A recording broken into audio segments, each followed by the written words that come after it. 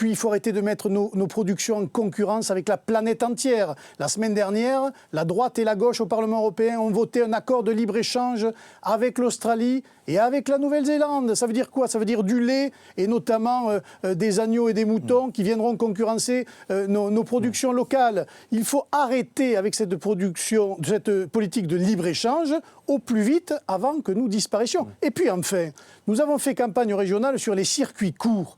Nous avons des producteurs locaux qui produisent de la qualité, mais qu'ils distribuent ces productions directement, soit aux consommateurs locaux, soit aux collectivités territoriales.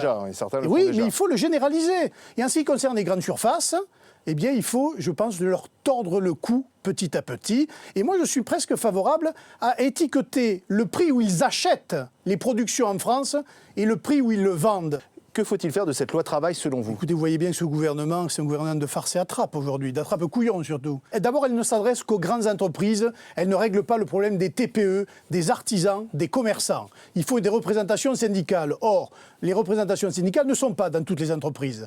Et le principal employeur aujourd'hui dans notre pays, ce sont les petites entreprises, les commerçants, les artisans. Il faut s'adresser à eux en priorité. Le problème, c'est que quand vous êtes à 10 cm du précipice et que vous avez 100 mètres de contrebas, il vaut mieux quelquefois s'arrêter pour savoir ce qu'on va faire plutôt que de faire un pas en avant. Mais ce qu'on fait là, c'était ce qu'ont fait aussi les Allemands il y a quelques années et ça marche plutôt, non? Ah bon, ça marche plutôt, vous trouvez? Ah ben en Allemagne, oui, ça va mieux que chez nous. Non, ça va mieux chez nous. Ça marche. Ça va mieux chez nous, vous trouvez, qu'en Allemagne? Ça marche par des conditions salariales qui sont bien moindres, des salaires beaucoup plus bas et une exploitation, on va dire, d'un certain nombre de contrats sous-payés qui n'existent pas en France. Aujourd'hui, ce qu'il faut faire, c'est relancer la machine économique, retrouver la croissance pour redonner des carnets de commandes aux entreprises. Ça n'est pas le cas.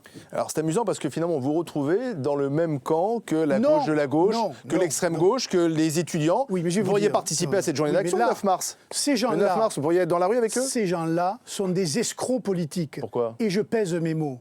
Car systématiquement, ils sont contre les projets que proposent les socialistes et le gouvernement dans pratiquement toutes les situations, mais systématiquement, ils appellent à voter pour les socialistes à toutes les élections. C'est eux qui ont mis François Hollande au pouvoir, c'est eux qui soutiennent le gouvernement Valls aujourd'hui, c'est eux qui soutiennent les majorités dans les conseils régionaux, dans les mairies, dans les conseils départementaux.